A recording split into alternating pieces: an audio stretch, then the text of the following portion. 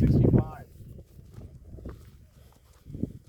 And by 68, it was really pouring out some ore. They were processing some of it down there by the lake. They were shipping it to Los Angeles, and they say kind of the thing they say is that Cerro Gordo was to Los Angeles what Virginia City was to San Francisco. And when the Comstock was discovered, all of the stuff for the Comstock, all the equipment, supplies, food, grain for the horses, all that shit came through San Francisco, and all the ore and processed ore went out through San Francisco. So it made San Francisco big. The same with Los Angeles. The wagons full of ingots be shipped down that we talked about going across the lake on the steamboat, Ortega, get offloaded there, loaded onto mule teams down to LA. And now you got a bunch of empty wagons, so you fill those wagons up with shovels, picks, dynamite then, but blasting powder, everything you need to run a mining camp. And just so you had all kinds of merchants in LA expanding their businesses because of Cerro Gordo.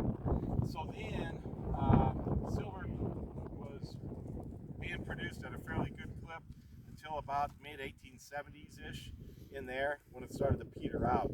And by then people were starting to drift away to Panama City, which had a big strike. I think it was 1874. That went for 2 years until 1876 when the flash flood wiped out Panama City. They went over to Darwin, and this place kind of settled down. It was just barely making wages. By the turn of the 20th century, but when you go from the 1800s to the 1900s, pretty much this place was fairly well played out. But then they started to pick up more and more, like you said, galena, lead, zinc, all the stuff, the minerals associated with silver. And at the same time, the United States is becoming more and more electrified, so there's a demand for zinc. And so you get into the zinc eras of Cerro Gordo, and they were pulling out a lot of zinc. The main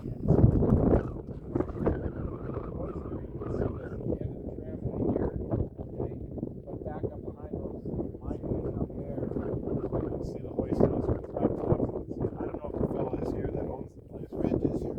He's here. Is he letting people go look at it? Or? He gave us a tour, so we'd have to check with him. Right. And we walked up there from here. Yeah.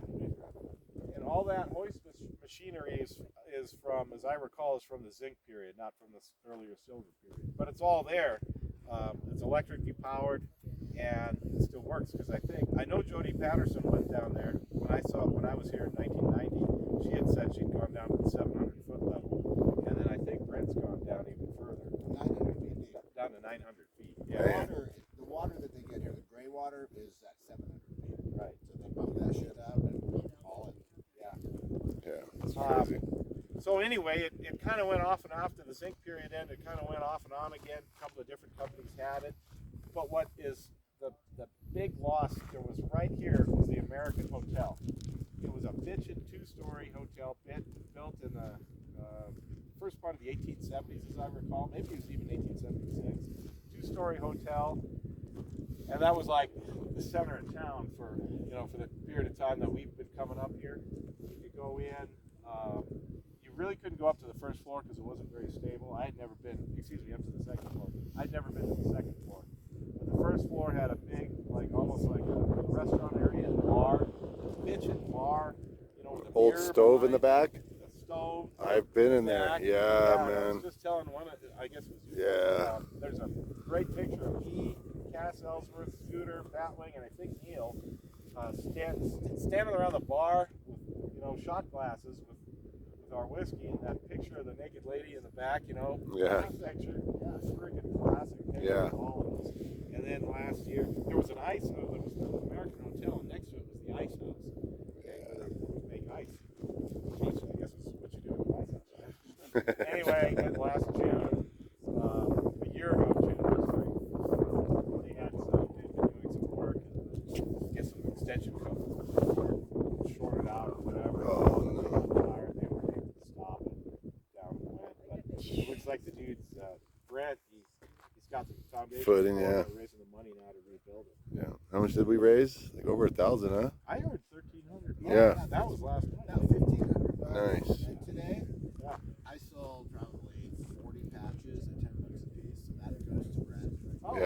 That's cool. Yeah, he'll give us all tours of the museum, and that's where I'll be hawking and then also selling patches for Brent. Yeah. Nice. Yeah, they got some cool patches. Did you see the bunkhouse? That's All right, all, we'll go man. check out other They things just here in a said minute. this, dude.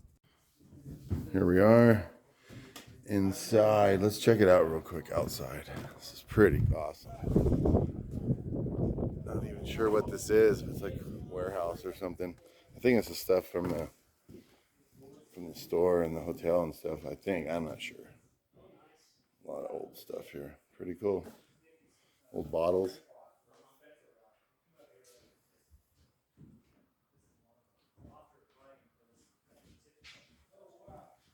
Look at these cast irons, Fraser.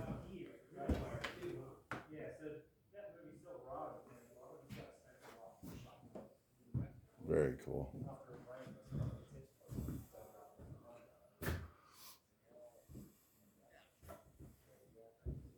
Cerro Gordo. Look at this. That's cool.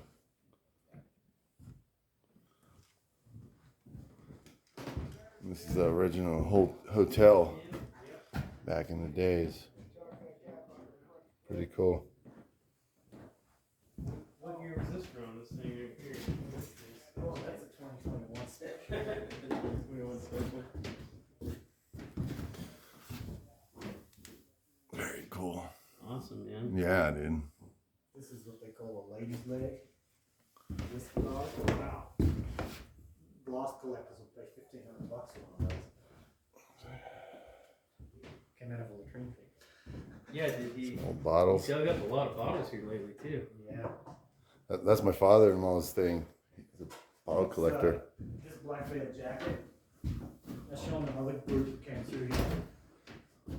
They dated this for him. Black Bear Company is still in business. They dated it for Brent from 1917. 1917. It cost $30 back then. Down to Swansea. There was a smelter at Swansea, and then the finished ingots. And they decided if they went across Owens Lake, they could save time. Yep, And 3 to so- 5 days. So they built flat bottom steamboats to go across the lake. The last one that I know of that was used was called the Bessie Brady. But that's so if you were Keeler yesterday and you went back, there's a little plaque and there's part of the remains of the smelter at Swansea. That Paul could probably straighten me out. Yeah, that's pretty much it. There's the Bessie Brady and the Molly Stevens, as I recollect the names. And then the point of embarkation, I guess, went from Swansea over to Keeler after the earthquake.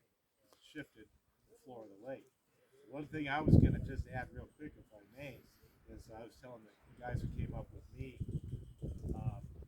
I've often read that Cerro Gordo was to Los Angeles what the Comstock in Virginia City was to San Francisco, in that when the ore was shipped out of here, went down the hill, across the lake, Remy Nadow's freight wagons took it down to LA. Well, now you've got a means of transporting all the supplies for Cerro Gordo from LA back up to here. Because as you can see, there's not a lot of resources here other than what's underground. So you got to bring in the wood, you got to bring in the metals, the machinery, food, vegetables, meats, anything that you're going to use in a town like this that's been expanded.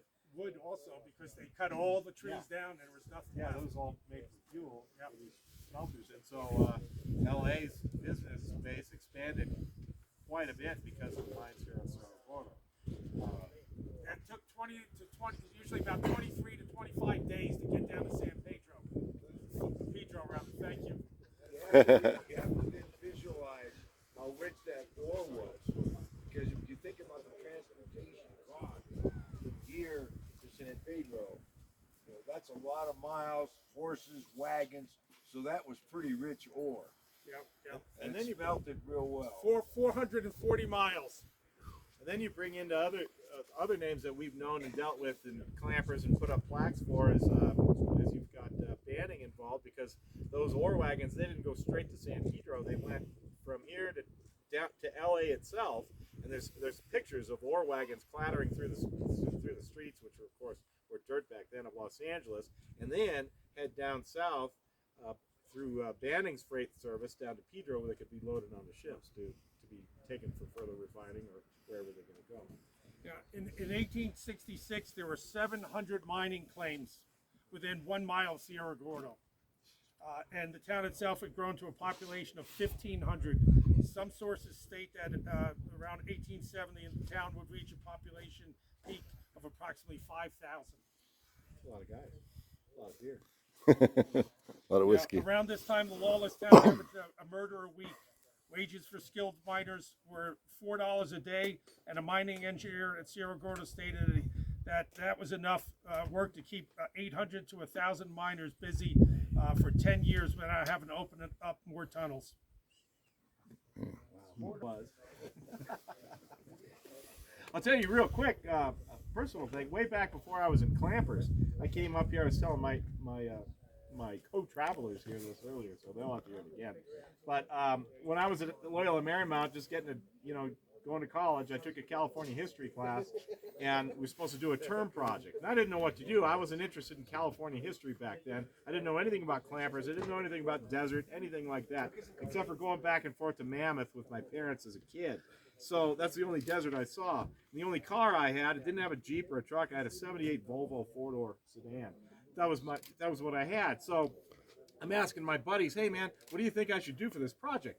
A friend of mine who had a Blazer said, hey, I go wheeling all the time, and we go to this place called Cerro Gordo. It's this ghost town mining camp thing way up in the mountains, and it's really bitchin' and all that. Let's go there. You can do the history of that.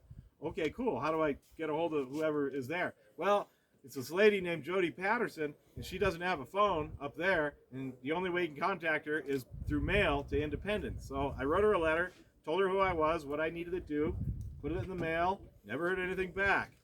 And so it's getting closer and closer to the time we want to go, and we just decide, well, you know, we're 20 years old, we'll just go. We're not going to think about this, we're just going to do it. So we drove on up here on a Friday night. We drove about halfway up and camped Friday night down there somewhere. Came up the next morning, and she was living here in this house, in the house from the first part of the zinc era. And I walk up to the door, knock on the door, not knowing what's going to happen. She answers the door. I tell her who I am, and I say, hey, she says, oh, Paul, yeah, I got your letter just yesterday, and, you know, I'm sorry. I'm not going to be able to show you around because I got to go back down to Independence, so I'm not going to be able to show you everything. And I'm kind of like, oh, you came up all the way here for nothing. Then she says, well, here's the keys to everything.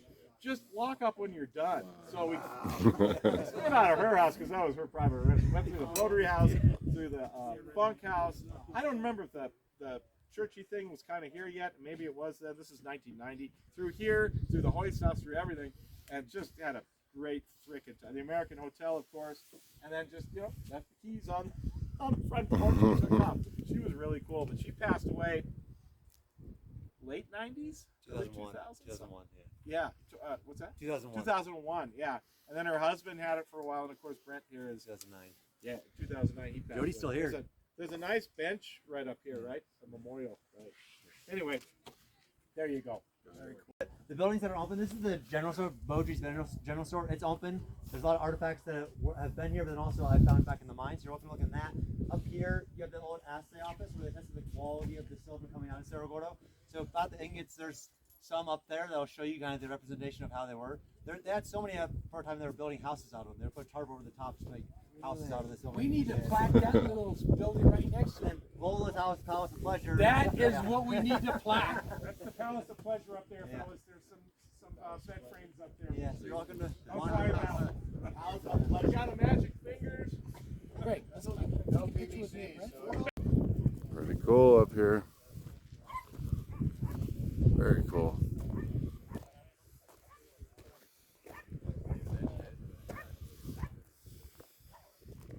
I guess this was the brothel. See some guys up here sniffing around. We're gonna go check it out.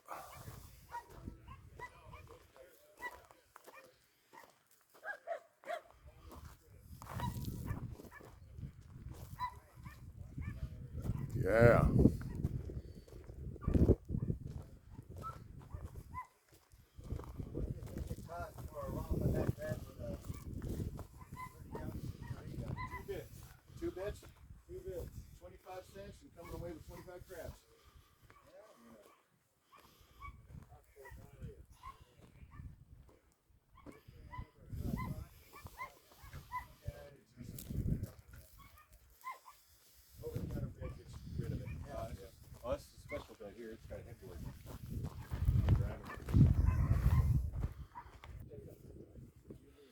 Alright, let's go in here.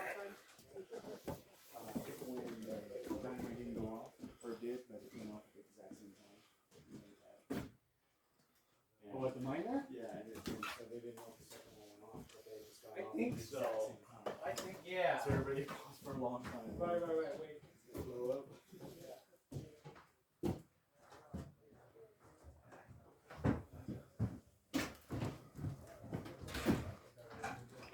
Look at that anvil. That would look good in my garage. No firing of that. Yeah, I would love to have one of those, an old one like that.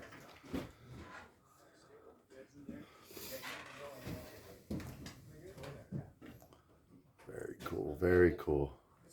It's cool visiting places like this, but I think it's even cooler learning the history. It's amazing. Oh, wow.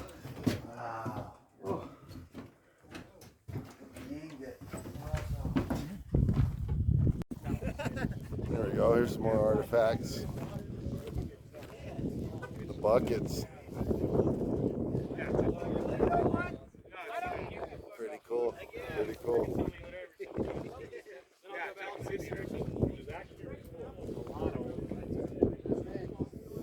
We're gonna carry on and go to some old mines. More stuff to see. All kinds of stuff to see here.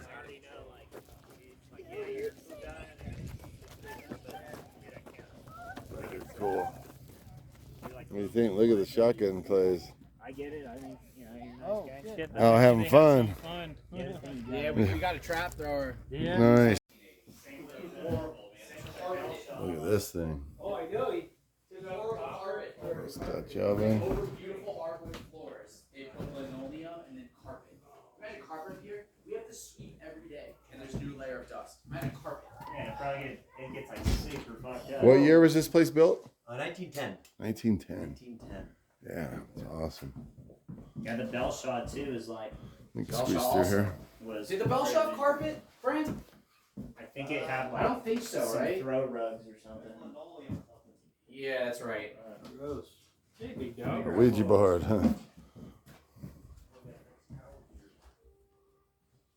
I love how they used to do their bum baths back in the day. Right. Horse bath right there.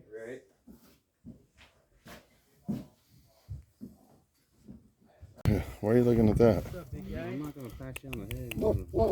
Oh, you want that? Knocks him down. My dad's got some Lamont goats. They stand up that tall. Man. He's gonna use them. What's for up? pack goats. What's He's up? gonna use them for pack goats. And What's up, buddy? now they just turn Oh, watch out. These fuckers are trying to ram this fence and hit my leg. Oh, no. Those things are cool. Packers. Alpacas don't get along with them. He's got buck teeth. He wants to go herd. This is a private tour.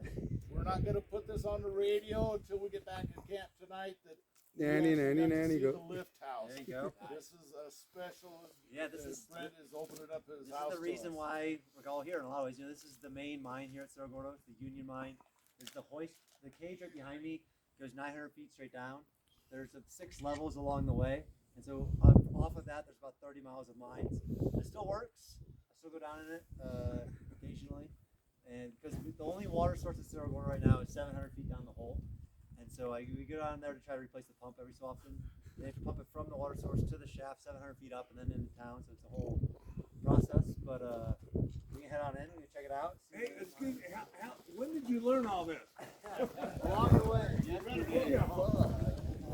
Hey, don't let that guy ask me. I know. What's up, brother? We shut it down. So we all stopped it, and we're kind of standing here at the hoist, and the cable comes down past the cage. And then, no. We got a big problem. So the dog ears still do work, it still does catch the cage. Crazy. What happened? The guy I'll stay up here, be the operator. I was so. Leave your wallet up here. It's empty. What does your old lady look like?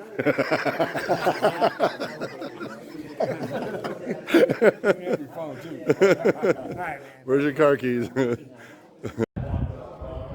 Here's the elevator that goes down 900 feet. It's insane. Exclusive tour here. Let's go check out some more stuff. Look at this old porcelain light cover.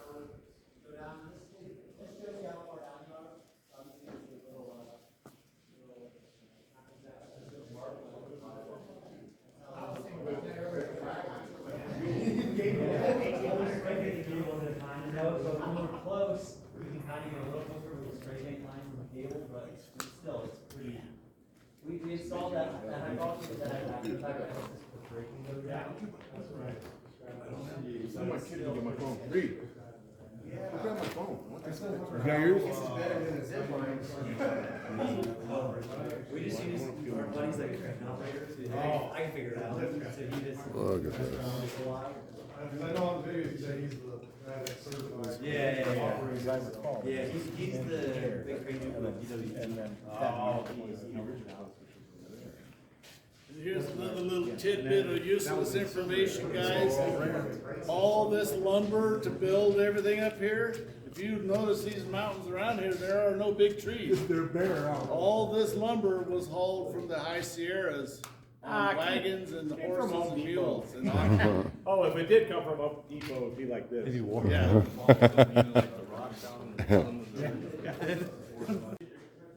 Look at this pipe threader. Deburr right there. Dyes in there. Coarse thread in there, Yeah, real coarse thread. Yeah. Crazy. Yeah, those threads are like 1/4 inch apart. Serial number 11047. Pretty cool. Pretty cool. Look at this. It's the back side of this thing. Look at that belt. Man. This is awesome. Here's outside. Look at this in the background. Yeah, it's really smoky, or yeah, a lot of smoke, so the views aren't that great.